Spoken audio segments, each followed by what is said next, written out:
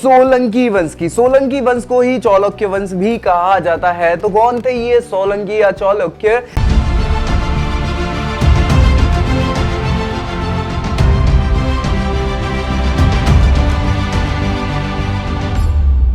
Hello दोस्तों, स्वागत है आपका हिस्ट्री खबरी पर, जहां हम बात कर रहे हैं इतिहास की। और इतिहास में हम अभी राजपूत राजवंशों पे चर्चा कर रहे थे और राजपूत राजवंशों की एक श्रृंखला में हम इस वीडियो में बात करने वाले हैं सोलंकी वंश की। सोलंकी वंश को ही चालुक्य वंश भी कहा जाता है। तो कौन थे ये सोलंकी या चालुक्य? इन सब की चर्चा हम इस वीडियो में करने वाले हैं, तो बने रहिए मेरे साथ।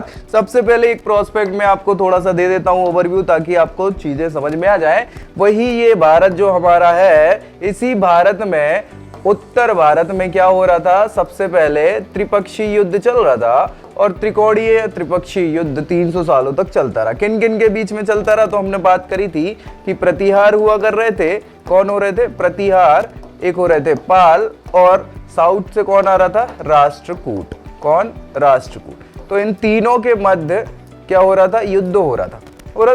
इसी में क्या हुआ कि फिर पाल वंश भी कमजोर हो गया, कुछ समय पश्चात प्रतिहार वंश भी कमजोर हो गया और राष्ट्रकूट वंश भी कमजोर हो गया। ठीक है, क्योंकि आपस में लड़ते ही जा रहे हो, तो आप लड़ाई में ही इन्वेस्ट कर रहे हो और तो कुछ कर नहीं रहे हो, तो लड़ाई से फायदा तो कुछ होता है नहीं।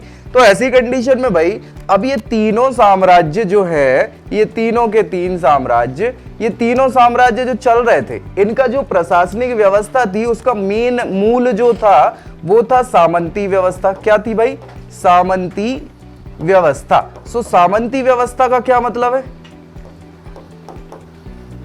सामंती व्यवस्था का मतलब है कि इन राज्यों के अंदर जो छोटे छोटे राज्य होते थे, इनके अंदर जो प्रांत होते थे, उन प्रांतों के हेड कौन होते थे? सामंत हुआ करते थे।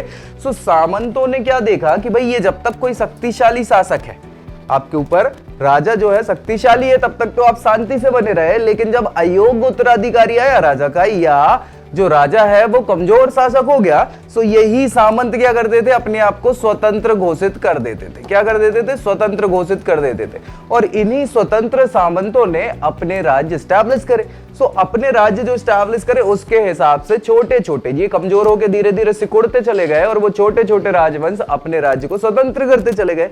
सो भारत में उस समय क्या हो गया था? इनके खत्म के समय की ही बात चल रही है। हमने देख लिया था कि ये वाला जो क्षेत्र था, यहाँ पे क्या चल रहा था? चौहान वंश चल रहा था। कौन सा वंश चल रहा था? चौहान या चहमान वंश भी इसको कहते हैं। और इस साइड का जो क्षेत्र था, यहाँ पे कौन सा वंश आ गया था? ये आ गया था गहड़वाल वंश। क्या आ गया था? गहड़वाल वंश। गहड़वाल वंश के पास नीचे इस जगह पे यहाँ पे हुआ कर रहा था चंदेल वंश। क्या हो रहा था? चंदेल वंश। और यहाँ पे आप देखेंगे तो थोड़ा आस पड़ोस में यहाँ पे चल रहा था परमार वंश। क्या चल रहा था? परमार वंश। परमार के अलावा ये जो गुजरात वाला जो इलाका है, यहाँ पे इस जगह पे चल रहा था, यही है वो सोलंकी वंश। क्या है भैया? सोलंकी वंश। ठीक है, सो हम इसकी अभी बात करने वाले हैं। गुजरात के चालुक्य भी इनको कहा जाता है और सोलंकी भी इनको ही कहा जाता है। तो इस वीडियो में हम किसकी बात कर रहे हैं? गुजरात के सोलंकियों की बात करने वाले हैं। समझ आ गया बेसिक? चलिए तो अब स्टार्ट कर लेते हैं भाई साहब। यहाँ पे सोलंकी या चालुक्य वंश का जो उदय है वो कहाँ पे? गुजरात में। कहाँ? गुजरात में अहिलवाड़। अहिलवाड़ का नाम सुना है आपने? अहिलवाड़ का क्षेत्र। सो अहिलवाड़ क्षेत्र में ही हुआ है किसका? सोलंकी या चालुक्य का उदय, उद्भव। क्योंकि ये सामंत हुआ कर रहे थे और वही फिर स्वतंत्रता घोषित कर देते अपनी, तो ये शासक बन जाते हैं उस क्षेत्र के। चालुक्य वंश की सत्ता जो है, ये शासक है इनके संस्थापक। क्या नाम है इनका? मूलराज प्रथम। क्या नाम है? मूलराज प्रथम, जो 942 से 42 है ना, 942 से 955 13 सालों तक शासन करते हैं। और यही अपने आप को क्या है? स्वतंत्र या एस्टैब्लिश कर पाते हैं सोलंकी वंश के रूप में। चालुक्य शासक भीमराज प्रथम इनके उत्तराधिकारी होंगे भाई, है ना। सो भीमराज प्रथम जो है उत्तराधिकारियों में आएंगे। सो भीमराज प्रथम का शासनकाल है 1022 से 1064 तक। क्या है? 1022 से 1064 तक।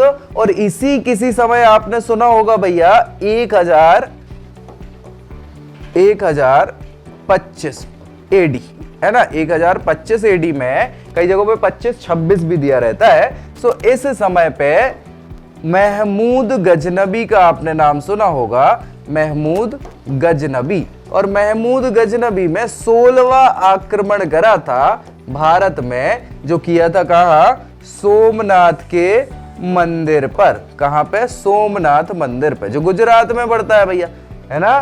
तो इसी सोमनाथ मंदिर पे जब किया था तो गुजरात का सोलंकी वंश चल रहा था और शासक कौन था भाई? भीमराज प्रथम था। समझ में आ रही है बात? तो वही लिखा है कि इसी के समय सोमनाथ मंदिर पर महमूद गजनबी ने आक्रमण किया था 1025 ईस्वी में।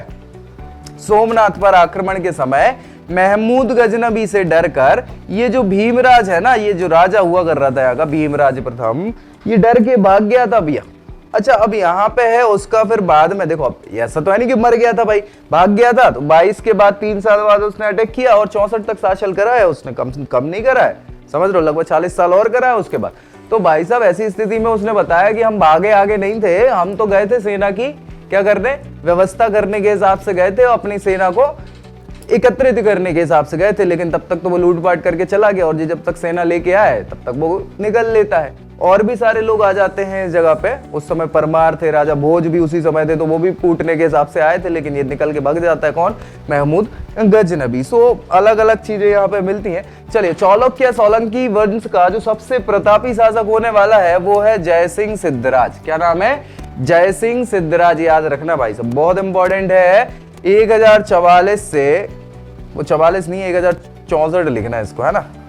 1064 से 1145 ईस्वी तक भैया शासन करा है। तो हल्का पतला शासन नहीं, 80 साल कम नहीं होते, ठीक है। 80 साल तक शासन किया उसने भैया। चौहान हो, परमार हो, चंदेल हो, ये वहीं के हैं, हमने दिखा तो दिया ही था आपको। कल्याणी के चालुक्य जो साउथ में थोड़ा सा चल रहे थे, कल्याणी महाराष्ट्र में उस समय तक, इन सबको पराजित करा है भैया। किसने? जयसिंह सिद्धराज ने। तो सबसे प्रतापी शासक कहलाएगा सोलंकी वंश का जयसिंह सिद्धराज, और अपनी शक्ति का इन्होंने विस्तार कर लिया था। चालुक्य शासक मूलराज द्वितीय। अब भैया फिर मूलराज द्वितीय आ जाएंगे, ये 1145 के बाद मूलराज द्वितीय आ जाएंगे, आएंगे ना शासक। सो मूलराज द्वितीय के समय में फिर घटना घटी। क्या घटना घटी? सो आपने सुना होगा नाम मोहम्मद गौरी का, सुना है क्या? वो मोहम्मद गौरी जिसने पृथ्वीराज से युद्ध करा था तराइन का, वही मोहम्मद गौरी पृथ्वीराज के पहले इधर फिर से सोमनाथ पे अटैक करता है 1178 एडी में। अब सोमनाथ पे अटैक करने की कोशिश में वो पहले ही क्या है, शासन कौन कर रहा था? ये मूलराज द्वितीय हो गए थे यहाँ पे, और ये शक्तिशाली शासक तो थे ही, और पिछली बार एक बार अपन हार चुके ही थे। तो ऐसी कंडीशन में इन्हें क्या किया भाई साहब कि इस बार तो पूरी पर्याप्त तैयारी करके ये बैठे थे। अच्छा, इन्हें जरूरत ही नहीं पड़ी। इनकी जो माँ थी, इनकी माँ मूलराज द्वितीय की, उनका नाम था नायिका देवी। क्या नाम था? नायिका देवी। नायिका देवी ने ही नेतृत्व करा उस युद्ध का और गौरी को भगा भगा के मारा था। तो दोबारा गौरी फिर कभी भारत में आया तो, लेकिन कहाँ नहीं आया? गुजरात नहीं आया। उसी के बाद से वो कहानी मशहूर हो गई कि कुछ दिन तो गुजारो गुजरात में, ठीक है, दोबारा नहीं आया भाई। ठीक है भाई, समझ आ गई ये चीजें। सो भैया यही चीज यहाँ लिखी है कि 1178 ईस्वी में मोहम्मद गौरी ने सोलंकियों पर फिर आक्रमण किया, जो चालुक्य शासक भीम के द्वारा पराजित किया। अब देखो यार, शासक में राजा तो कौन है? इस समय भीम ही है ना। ये देख रहा, भीम के द्वारा इसको पराजित कर दिया। भीम को नहीं तो मतलब उनकी माँ हुआ कर रही थी नायिका देवी, सो उनने पराजित किया। फाइनली हम इधर बात करेंगे। सो 1178 ईस्वी में ही बाद में फिर एक सैनिक टुकड़ी के साथ कुतुबुद्दीन ऐबक जाता है और भूम द्वितीय को परास्त भी कर देता है और फिर अधिकार कर लेता है। फाइनली अगर बात करें सो इस सोलंकी वंश का जो अंत है वो किसने करा था? बघेलों ने कर दिया था। बघेल वंश इधर फिर आ जाएगा, लेकिन वो ज्यादा समय तक रह नहीं पाए क्योंकि तब तक दिल्ली सल्तनत स्टैब्लिश हो गई थी।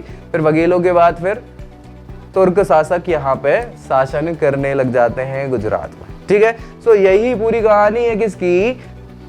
चालुक्य सोलंकी राजवंश की। तो ऐसी ही जानकारी के लिए मिलते हैं नेक्स्ट वीडियो में, तब तक के लिए जय हिंद।